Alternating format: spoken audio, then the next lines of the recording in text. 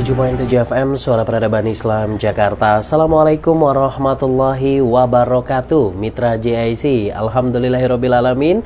Senang sekali Bang Dipa Usman kembali hadir menemani ruang dengar Anda Mitra JIC di edisi 18 November 2020. Dan sekarang kita sudah menunjukkan pukul 13:22 waktu Indonesia Barat. Apa kabarnya Mitra JIC? Semoga selalu sehat dan selalu bahagia. Senang sekali Bang Dipa Usman hadir menemani ruang dengar Anda. Tentunya hari ini kita akan bincang-bincang bisnis seputar berkaitan dengan marketing research. Nah, alhamdulillah kedua narasumber kita juga sudah hadir di ruang dengar Anda. Yang pertama adalah Coach Wahyu dan Coach Ani yang tentunya sudah siap akan menggaungkan suara Mitra JIC di ruang dengar Anda. Assalamualaikum. Yang kita akan menyapa dulu Coach Wahyu. Assalamualaikum Coach Wahyu. Waalaikumsalam warahmatullahi wabarakatuh. Iya, apa kabar Coach Wahyu? Sehat? Alhamdulillah siap. Iya, alhamdulillah. Senang sekali Bang Dipo bisa ketemu lagi dengan Coach Wahyu. Dan satu lagi adalah Coach Ani.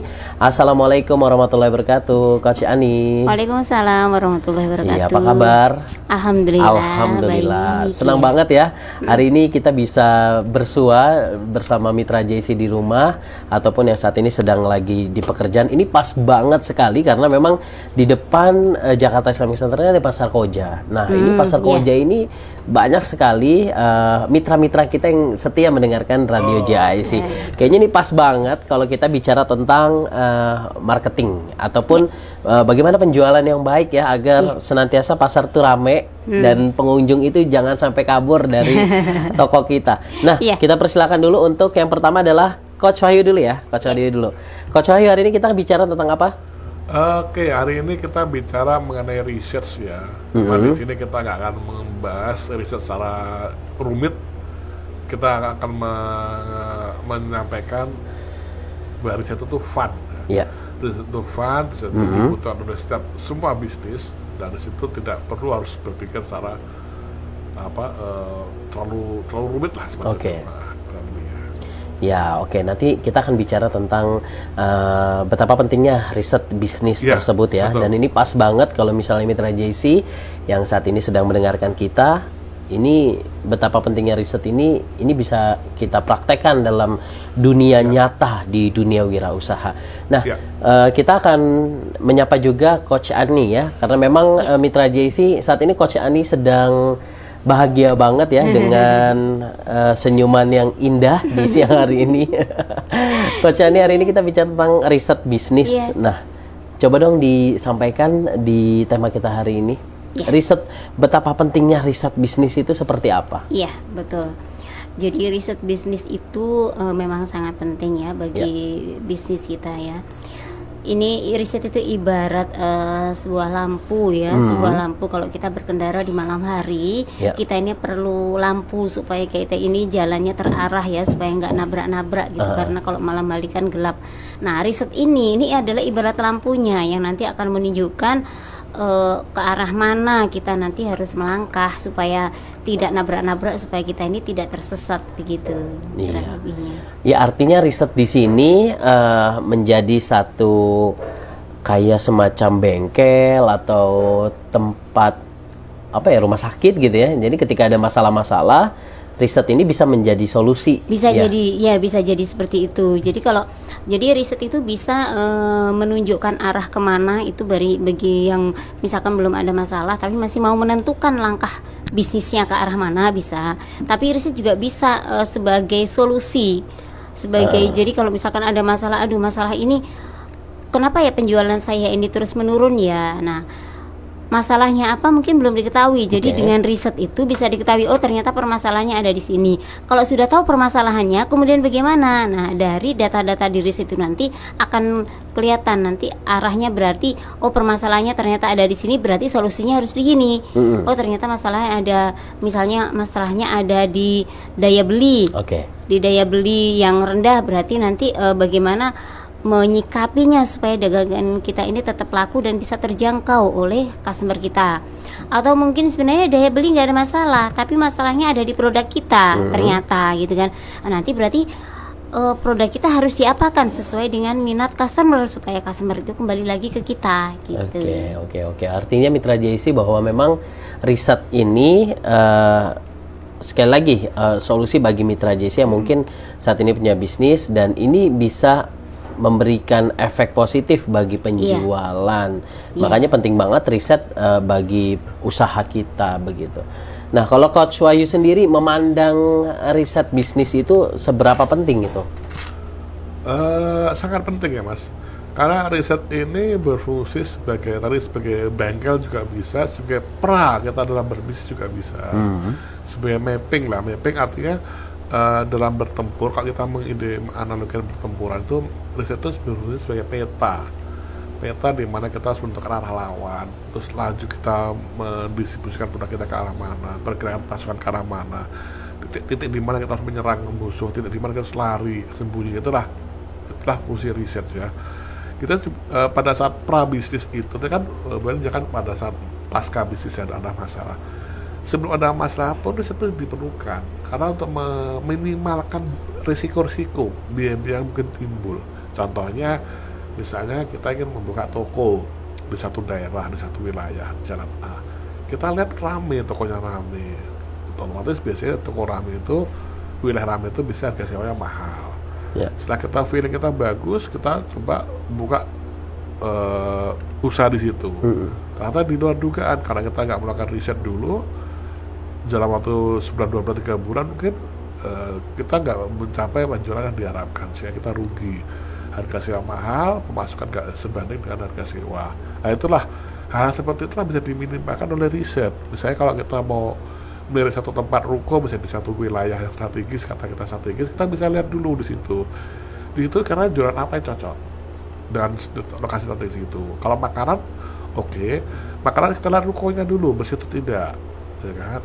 Makanan kita bermerek atau tidak. Makan apa yang akan kita sajikan, target marketnya siapa, cocok gak wilayah itu dengan produk kita sendiri. Setelah itu lingkungannya, daya belinya, orang-orang ramai di situ rata-rata menggunakan apa, jalan kaki kah, motor, mobil, atau mobil umum. Itu kita kaji, itu kan riset. Artinya bisnis ini riset tidak harus menggunakan sesuatu yang rumit ya, disesuaikan dengan bisnis kita. Bisnis kita masih memulai startup atau masih kecil, ya kita menggunakan riset yang secara hipotesa, secara mengamati observasi ya, atau riset secara misalnya literatur melalui googling, itu tidak riset sebetulnya. Nah itu banyak belum diketahui oleh orang kalau itu sebenarnya bukan riset, itu sebenarnya riset adalah. Jadi riset itu tidak harus melakukan sesuatu interview dengan orang, itu tidak harus. Riset itu ada 2, primer dan sekunder. Yang googling itu termasuk riset sekunder. Iya. Jadi kalau kita bicara tentang Mitra JC, kalau kita bicara tentang riset nih ya, jadi tidak hanya semacam penelitian yang di kampus-kampus ya, tapi kalau riset bisnis ini betul-betul lebih fleksibel kali ya, lebih fleksibel dengan bisnisnya. Betul. Apalagi dengan adanya riset itu bisa memberikan masukan-masukan ya. Mencegah biaya-biaya yang tidak harus timbul di kemudian hari. Kalau Bu Ani sendiri melihat seperti apa? Jadi saya langsung ambil contoh saja ya, gitu ya. Melakukan riset yang sederhana saja. Ini misalnya kita mau jualan apa? saya ini ahli masak, saya pintar sekali masak. Berarti mau jualan apa? Kuliner. Kulinernya apa? Makanan berat atau ringan, gitu kan? Makanan saya mau makanan berat. Mau makanan beratnya apa, gitu kan? Untuk segmen mana? Segmen kelas menengah ke atas atau menengah ke bawah, gitu. Nah itu nanti akan berpengaruh sekali pada tempatnya, pada price-nya, pada kemasannya, kan gitu. Itu akan berpengaruh sekali. Jadi saya mau ini aja deh. Ini misalkan awalnya itu berdasarkan kemauan ya. Saya mau yang untuk menengah ke atas deh. Kalau untuk menengah ke atas, maka harus mengetahui apa yang disukai oleh orang-orang menengah ke atas supaya membeli produknya. Untuk menengah ke bawah juga seperti itu. Untuk menengah ke bawah seperti apa? Salah satu kuncinya ya, biasanya ini kunci sederhananya. Biasanya orang-orang menengah ke atas itu kualitas sangat penting, harga nggak terlalu penting karena bagi mereka harga daya belinya tinggi. Tapi kalau bagi masyarakat yang menengah ke bawah itu biasanya yang sensitif adalah di harga. Nah, tapi kualitas tetap semuanya memperhatikan ya. Tapi untuk yang kelas menengah ke bawah ini kualitas agak bisa ditolerir asal harga terjangkau gitu. Hanya saja kalau nanti kita sesama harganya murah, mungkin kan kita kompetitor akan banyak ya. Jadi kita harus memberikan sesuatu yang unik. Nah, sesuatu yang unik ini harus kita ketahui dari customer kita ini apa ya yang mereka sukai, sesuatu yang unik itu. Jangan sampai kita ini memberikan sesuatu tapi mereka nggak suka, percuma gitu loh. Jadi misalnya kelas menengah ke atas, cari tahu orang kelas menengah ke atas itu sukanya itu makanan yang porsinya seberapa, kemasannya bagaimana, harga yang mereka tolerir itu berapa, misalnya seperti itu. Terus kebiasaan mereka membeli itu bersama siapa, pakai kendaraan apa, seberapa banyak budget yang dikeluarkan biasanya. Nah gitu. Kalau waktu itu kan untuk waktu ini mempengaruhi jam buka dan tutupnya. Kalau untuk transportasi yang mereka gunakan ini mempengaruhi apakah kita ini perlu lahan parkir yang luas atau tidak. Gitu. Karena tidak jarang ya saya ini melihat, aduh itu sepertinya makanannya enak sekali, saya pengen mampir, aduh tapi kok nggak ada parkirnya, nggak jadilah, gitu ya. Aduh terus kemudian apa gitu, itu sebenarnya enak sekali gini, tapi sebelahnya kok sebelahnya bengkel ya, bengkelnya agak bau ban-ban gitu. Enggak lah, bau ban, bau oli gitu ya. Jadi enggak lah gitu. Ada ini dulu ada kolega itu curhat gitu ya, kita ini bikin sebenarnya itu sudah di tempatnya tuh sudah rame, sudah bagus, tapi kenapa nggak laku? Benar kita tanya, itu kan restoran ya, restoran kenapa nggak laku padahal rame di dekat terminal gitu. Dekat terminal, restoran memang nggak terlalu tinggi. Di sekitarnya ada apa Pak? Di sekitarnya ada ini sih, ada bengkel, ada ini. Terus itu dulu bekas apa Pak? Gitu. Termasuk juga bekas apa sebelum jadi restoran itu apa? Karena image orang itu nanti akan terbawa ke situ. Yang pertama kuncinya aja ya, dekat bengkel itu sudah kurang menarik ya. Apalagi kalau bengkelnya itu bengkel yang kurang, maksudnya kalau polusinya itu bisa nyampe keluar ya, misalkan kayak car wash misalnya. Car wash itu kan juga nanti kan bisa tertiup angin ya airnya, betul. Nah itu membuat orang mau makan kan juga ilfeel gitu. Apalagi kalau tempatnya itu tidak bener-bener tertutup restorannya. Kecuali restorannya itu bener-bener tertutup sehingga kelihatan terpisah sekali dari bengkel itu nggak masalah. Kalau dia itu semi terbuka maka nanti membuat orang mau makan kan juga ilfeel sehingga akan berkurang lah peminatnya gitu. Iya, mungkin bukan hanya bengkel kali ya. Jadi tempat-tempat yang memang dianggap ada tempat sampah, aroma-aromanya yang tidak sedap gitu ya. Seperti di pinggir kali gitu.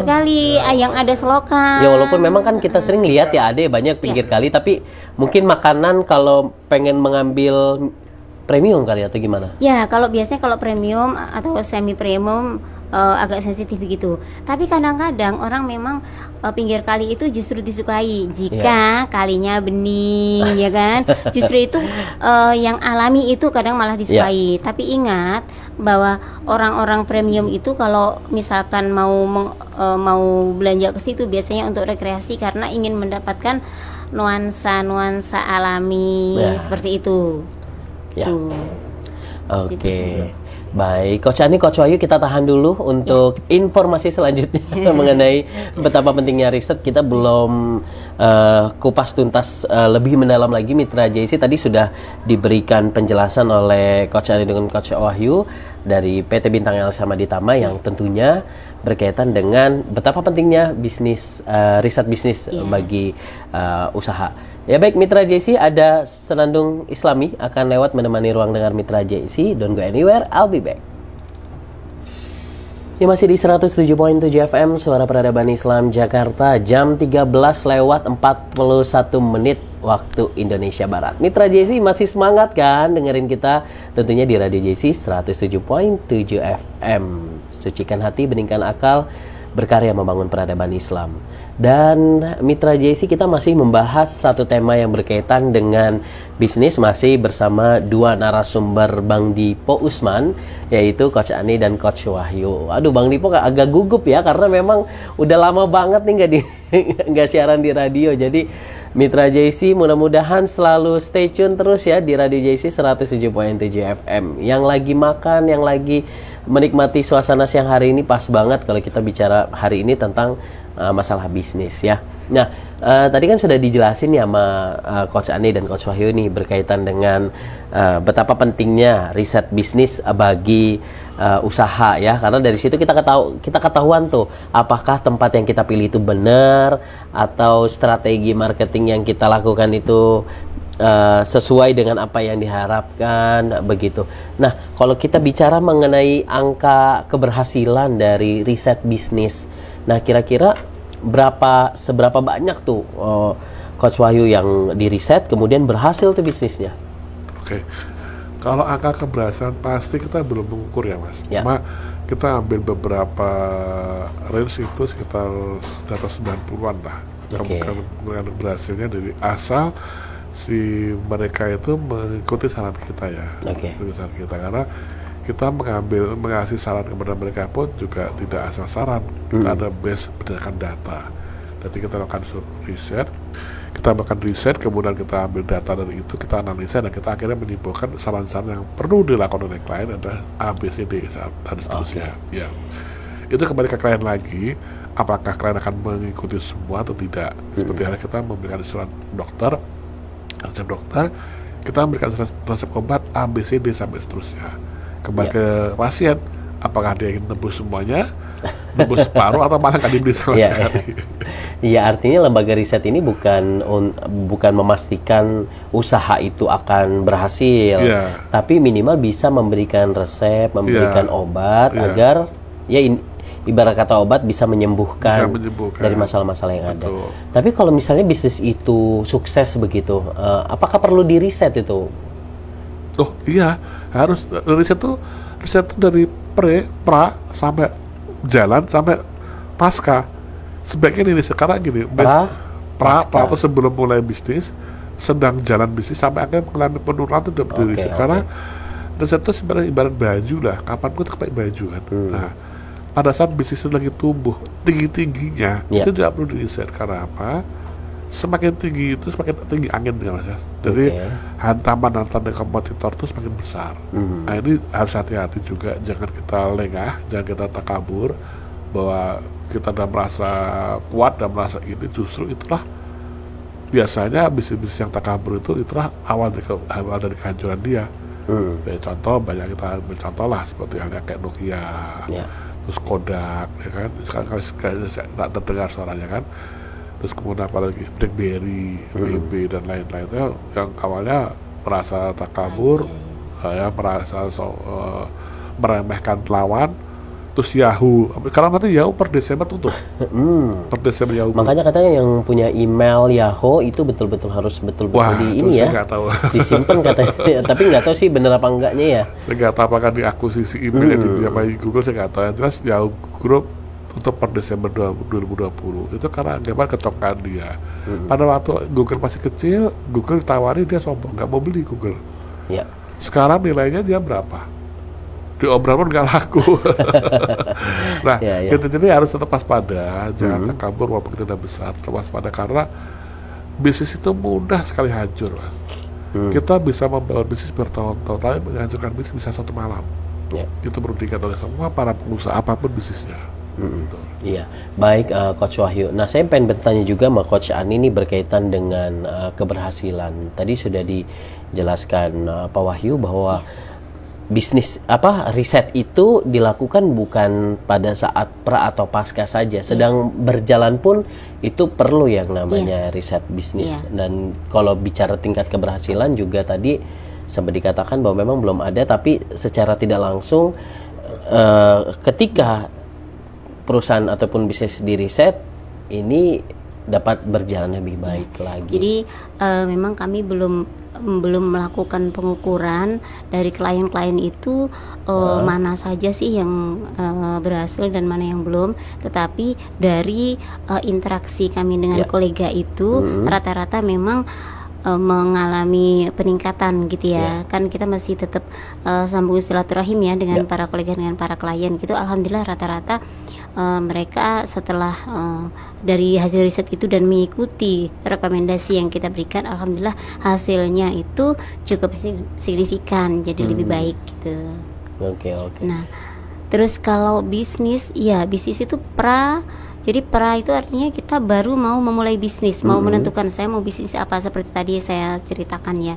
Jadi saya mau bisnis apa ya. Ini macam-macam ya, orang itu bisa berdasarkan passionnya, bisa berdasarkan memang modalnya. Saya punya modal sekian, tapi saya bingung mau bisnis apa. Nah, itu perlu juga melakukan riset supaya nanti nggak buang-buang duit sia-sia kan, gitu.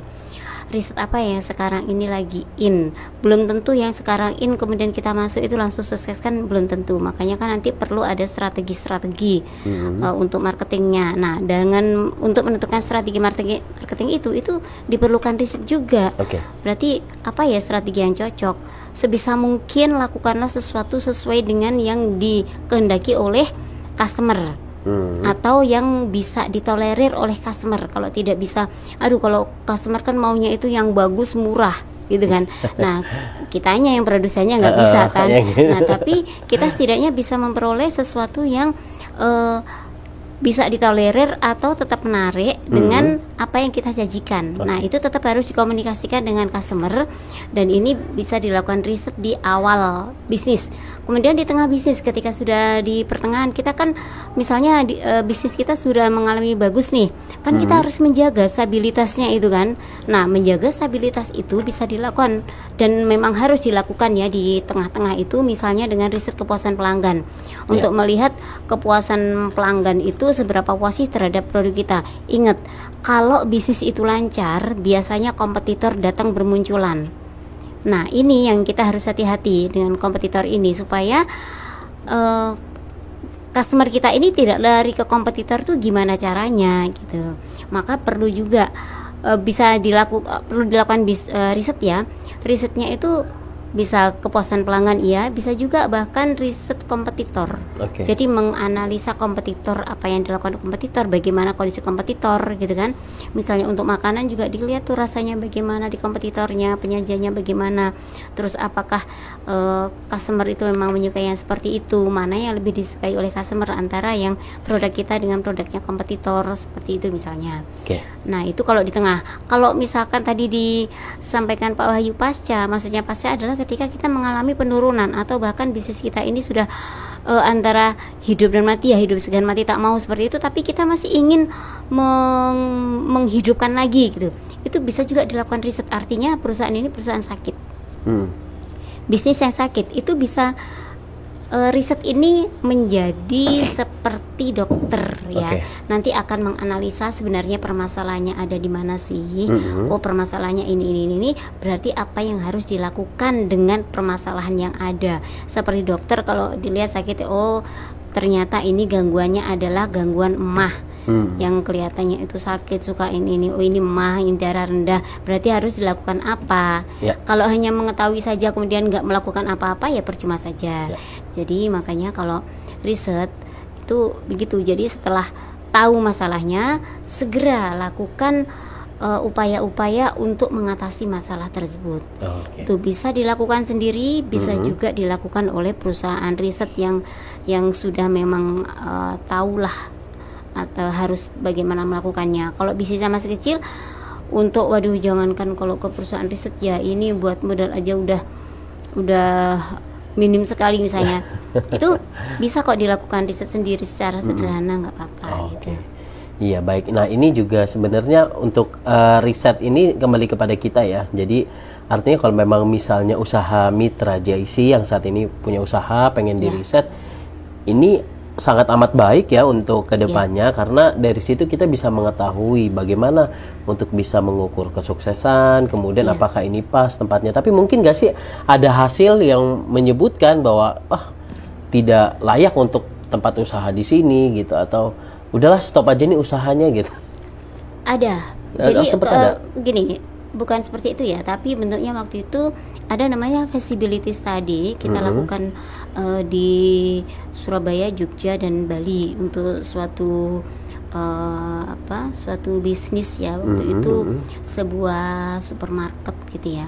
Nah, itu di Jogja itu mereka punya 3 tempat yang sudah dibidik nanti di sini, di sini, di sini. Mana yang lebih perspektif? Gitu ya, mana yang lebih layak untuk dijadikan tempat bisnis dan mana yang bukan hanya layak saja tetapi nanti memungkinkan secara besar untuk nanti berkembang. Nah, akhirnya kita riset dari 3 tempat itu, berbagai hal kita teliti ya, bukan hanya tempat ini ramai atau tidak, bukan hanya tempat ini tuh luas atau tidak, itu banyak hal termasuk keamanannya kita lihat, bagaimana tentang orang-orang yang lewat. Tipe orang-orang yang lewat itu bagaimana, kendaraan apa, sampai kita hitung tuh jumlah mobilnya yang lewat berapa, jumlah motor yang lewat berapa, orang pejalan kaki berapa per menitnya ya, kita hitungnya 1 jam, kemudian nanti dihitung per menitnya jatuhnya berapa, sampai segitunya. Kemudian keamanannya itu kita juga sampai menghubungi pihak kepolisian terdekat ya untuk melihat sisi keamanan di daerah-daerah itu. Kita lihat data sekundernya di sana, sampai akhirnya diketahui bahwa oh ini loh gitu loh, di sini loh yang lebih pas untuk mendirikan usaha gitu. Jadi sebelumnya sih perusahaan itu memang sering berdasarkan feeling ya, tapi sejak kemudian mengenal riset akhirnya tuh nggak berani lagi melakukan bisnis kecuali dengan riset dulu gitu. Ya artinya untuk meriset itu bukan 100% feeling ya, dan itu betul-betul ada data. Iya, awalnya feeling boleh. Kalau bisnis ya awalnya feeling boleh kalau misalkan skalanya lebih kecil ya. Kalau kecil resikonya lebih kecil lah, nggak terlalu apa-apa. Cuman ini feeling itu gambling ya. Feelingnya itu bisa benar, bisa pas karena tidak ada data feeling itu. Tapi kalau mau data yang pasti, lakukanlah riset gitu. Karena feeling sifatnya gambling gitu. Oke. Pak Wahyu, terakhir boleh ditambahkan tadi apa yang sudah dijelaskan oleh Coach Ani mengenai masih berkaitan dengan tema kita hari ini, pentingnya riset bisnis bagi wirausaha. Tadi yang dikatakan Coach Ani benar ya, bahwa riset itu fungsi sebagai pelengkap juga pasca maupun tengah-tengah. Jadi dia tuh sebagai fungsi sebagai untuk meminimalkan, kalau saya meminimalkan risiko yang akan timbul di kemudian hari ya, yaitu bisnis itu gagal. Tadi visibility study, jika nggak dianalisis dulu berapa tingkat kerugian yang akan diderita oleh pemilik bisnis. Kalau misalnya dia memilih yang salah, sudah biaya sewanya dia keluar berapa duit ya kan, terus pembangunannya, renovasi segala macam, ternyata nggak sesuai dengan apa yang diharapkan. Itu perlu peran riset. Riset ke arah sekitar itu juga. Riset juga bisa masuk kalau kita mau masukin daerah tertentu ya kan. Kita mau masuk ke wilayah tertentu. Nah, kalau kita nggak meriset dulu kan begitu berbahayanya kan, kalau sampai nggak diterima oleh pasar. Kita udah kirim barang ke sana, ditolak oleh pasar. Kita di sana banyak premannya misalnya, banyak pungli-punglinya misalnya. Masuk juga mau ekspor, apalagi ekspor ya. Ekspor butuh birokrasi yang lebih panjang lagi, butuh surat-surat izin, butuh surat butuh ya lah birokrasi yang di setiap negara beda-beda. Itu harus riset dulu. Gak usah jauh-jauh lah, kita dalam memilih kos-kosan aja untuk kita sekolah kan itu riset juga kan. Nah riset artinya kita harus selidikin dulu, kita cari kos-kosan yang dekat dengan kampus, tempat kerja, terus lingkungannya gimana, harganya berapa, daya beli cocok gak sama kita, seperti itu. Nah jadi riset itu lebih, itu tadilah fungsinya ya, apalagi dalam bisnis. Jadi dia pelengkap sekaligus dia bumbu penyedap sehingga bisnis terasa sedap dijalankan. Iya baik. Ya karena dengan di riset itu ya bisa membuat ya ibarat kata bumbu bisa membuat enak makanan ya. Yang awalnya tadi tidak pakai garam, nah riset ini sebagai garam gitu. Iya, jadi Mitra JC, jadi kalau misalnya Mitra JC pengen konsultasi atau pengen ngobrol-ngobrol, sebenarnya boleh banget ya untuk bisa langsung datang aja ke Radio JC setiap hari Rabu di jam 9 sampai jam 10. Nanti kita akan hadir terus di program JC Business Coaching. Tapi alangkah baiknya untuk janjian dulu ya. Ya, dan silakan, bisa langsung telepon di nomor Bank Dipo di 081215549288. Nanti Mitra JC bisa langsung konsultasi, dan nanti kita juga akan upload siaran kita juga di Radio JC di 107.7 FM. Baik, Coach Ani dan Coach Wahyu, terima kasih banyak sudah mampir ke Radio JC. Biasanya kita hanya di studio TV ya, tapi alhamdulillah kita di studio Radio JC. Bang Dipo juga agak lama banget nih nggak di radio, jadi agak kaku. Tapi Mitra JC tetap semangat ya dalam menjalankan aktivitas yang hari ini. Tetap selalu senyum, apalagi bentar lagi kita juga udah menuju jam pulang nih, jam 16.00 waktu Indonesia Barat bagi yang karyawan. Tapi bagi yang pebisnis kayaknya jam 2 udah ludes, udah udah selesai juga ya Mitra JC ya. Dan Mitra, saatnya Bang Dipo pamit undur diri. Insya Allah kita ketemu lagi di setiap hari Rabu dari jam 9 sampai jam 10, program JC Business Coaching dan program Muslim Planner Class Abdurrahman bin Auf angkatan ketiga. Saatnya Bang Dipo Usman mewakili seluruh kru yang bertugas undur diri. Billahi taufiq wal hidayah. Ada senandung fagetos, kuatkan aku, dan senada neo salawat untuk Mitra JC. Assalamualaikum warahmatullahi wabarakatuh.